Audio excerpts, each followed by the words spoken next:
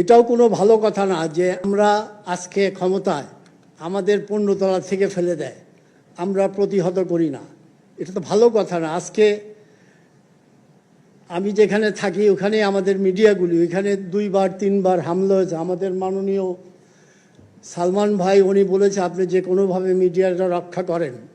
Police পাঠিয়েছে, সরকারের পক্ষ থেকে যা যা করণীয় সবই করেছে। আমি মনে করি 2000 আগেও বিএনপি জামাত অনেক কিছু করেছে, জানি না কতদূর বিচার হয়েছে। তাদের যদি আজকে বিচার হতো তাহলে আজকে সাহস পেত না। যে আমার মনে হয় সেগুলি বিচারের আওতা আনেন।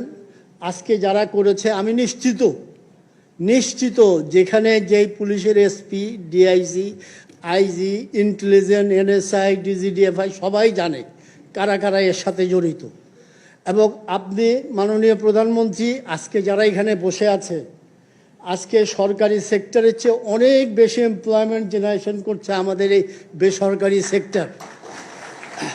আপনি বেসরকারি সেক্টরের যে অবদান কেউ অস্বীকার করতে পারবে না। আমরা কষ্ট আছি সবাই জানে। আমি বাংলাদেশ ব্যাংকে আমি নিজে যাই, এনবিআরে যাই, দাঁড়ে দাঁড়ে ঘুরি, তবু আমাদের বাঁচান। ব্যবসায়ীরা 80 টাকার ডলার এখন 120 টাকা দিতে হচ্ছে। এখানে সবাই রক্তক্ষরণ হচ্ছে, কিন্তু আমরা সবাই ধৈর্যশীল। আমরা জানি আমাদের সামনে উন্নয়ন আর উন্নয়ন। আমাদের যে ক্ষতি করেছে হয়তো আমাদের 5, 7, 10 দিন, আমি মাঝে মাঝে বলি কারফিউ আরও আগে দেওয়া উচিত ছিল। আর কারফিউটা যদি আগে দেওয়া হতো আরও ভালো হতো। কিন্তু আমি জানি মাননীয় প্রধানমন্ত্রী কোনোদিন চাইতে পারেন না যে এত এক্সট্রিমে আমি চলে যাই, তবু এবার বাধ্য হয়েছি।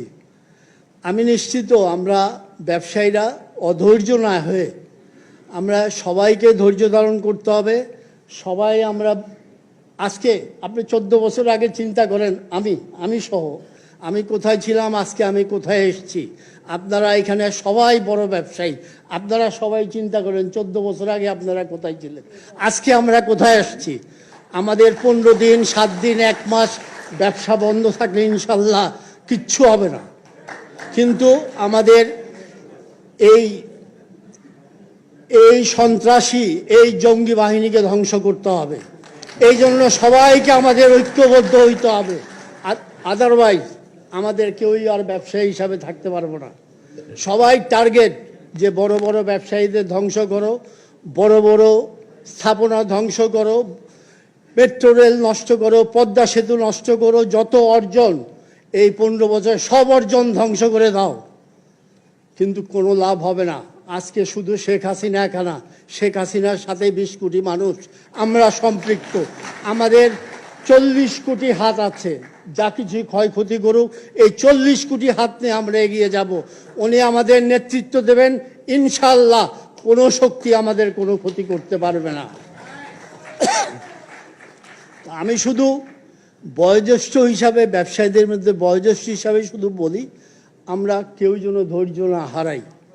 আমি বিশ্বাস করি ইন্টারনেটের জন্য আপনাদের প্রবলেম হচ্ছে, আমারও হচ্ছে। আমিও মোটামুটিভাবে 14 বছর আগের তুলনায় 14 গুণ উপরে চলে আসছি। হ্যাঁ, সুতরাং সবাই অসুবিধা, এটা সবাই খুব সহজভাবে নেন। এটা যদি আমরা কঠিনভাবে নেই তা আমাদের যারা শত্রু তারা মনে করবে যে না, আমরা যা করেছি এই দেশটাকে তো স্টপ করে দিয়েছি, আমাদের কোনো হাত স্টপ করতে পারবে না ইনশাআল্লাহ। আমরা আমাদের নেতৃত্বের প্রতি আমাদের আস্থা আছে, বিশ্বাস আছে। ইনশাআল্লাহ মৃত্যুর আগের দিন পর্যন্ত আমরা তার প্রতি আমাদের এই আস্থা বিশ্বাস, এবং মৃত্যুর পরেও তার প্রতি আমাদের আস্থা বিশ্বাস ইনশাআল্লাহ থাকবে। আমি আবারও বলি, ব্যবসায়ীরা, আমি নিজেও অধৈর্য হয়ে গেছি, কিন্তু we have to be calm quiet, আমাদের ধৈর্য ধারণ করতে হবে। এখানে আমার সামনে যারা আছেন আমি নিশ্চিত আপনারা কন্ট্রোল করেন, আপনাদের লেবার কন্ট্রোল করেন, সব কন্ট্রোল করেন। এবং আমি নিশ্চিত দুনিয়ার কোনো শক্তি বাংলাদেশের থেকে এক্সপোর্ট বন্ধ করতে পারবে না। আমরা যত সস্তায় এখান থেকে এক্সপোর্ট করি, দুনিয়ার কোনো দেশ এত সস্তায় এক্সপোর্ট করে না। সুতরাং আমাদের ভয়ের কোনো কারণ নাই। আমি নিশ্চিত খুব শীঘ্রই আমাদের সবাই চেয়ে অনেক বেশি চেষ্টা মাননীয় প্রধানমন্ত্রী, আমাদের বেসরকারি সেক্টরে সালমান ভাই এফবিসিসিআর প্রেসিডেন্ট, ওনারা অনেক বেশি চেষ্টা করছে যে সব কিছু আবার আগের পর্যায়ে নিয়ে আসি।